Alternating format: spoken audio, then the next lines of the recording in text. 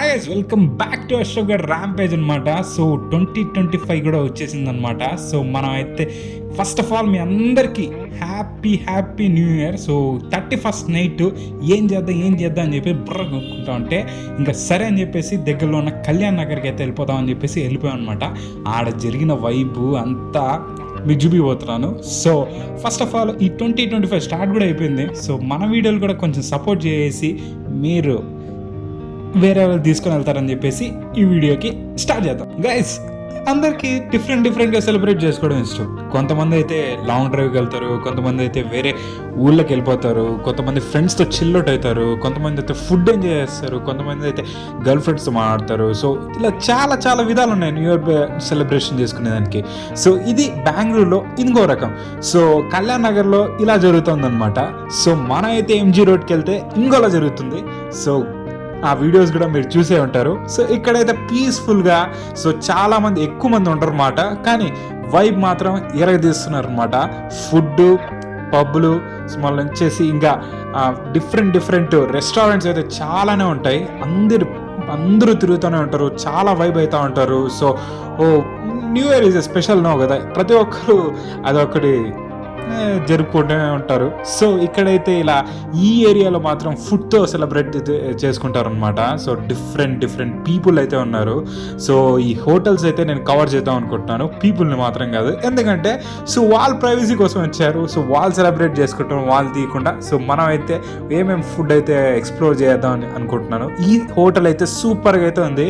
ఒక్కొక్కరు చెఫ్లు అంతా కలిసి, వాళ్ళ ఓనర్స్ అంతా కలిసి ఎంత బాగా అసలు సేల్ అవుతుంది, అసలు ఎంత బాగా ప్రిపేర్ చేస్తున్నారు. హ్యాపీ న్యూ ఇయర్ క్యాట్ అని చెప్పాలని, కానీ దానికి తెలియదే మనం ఇదంతా ఒక హ్యాపీ న్యూ ఇయర్ చేసుకుంటున్నాం అని చెప్పేసి. సో ఇలా మీరు కూడా ఎలా చేసుకున్నారో చెప్తే బాగా సంతోషిస్తాం అనమాట. సో డిఫరెంట్ బేకరీస్ అయితే ఉన్నాయి, డిఫరెంట్ జపానీస్ కావాలా, చైనీస్ కావాలా, సో అన్ని ఫుడ్ ఐటమ్స్, అన్ని హోటల్స్ అయితే ఉన్నాయి చూడండి.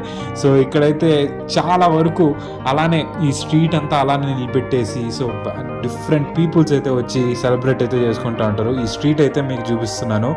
సో ఫుడ్ అయితే ఇక్కడ ఒక రెస్టారెంట్ అయితే ఉంది, కరీమ్స్ రెస్టారెంట్ అని చెప్పేసి. సో 1930 నుంచి ఉంటాయి. సో అలా కొన్ని ప్లేసెస్ అయితే ఉన్నాయి. ఇక్కడ ఒక ఎక్స్ప్లోర్ చేయాల్సిన ప్లేస్ ఏంటంటే అసలు బబుల్ టీ, మళ్ళీ వచ్చేసి ఫుడ్ బౌల్, చైనీస్ బౌల్ అని చెప్పేసి చాలా అయితే ఉన్నాయి. సో కొరియన్ ఐటమ్స్ అంట ఇవన్నీ.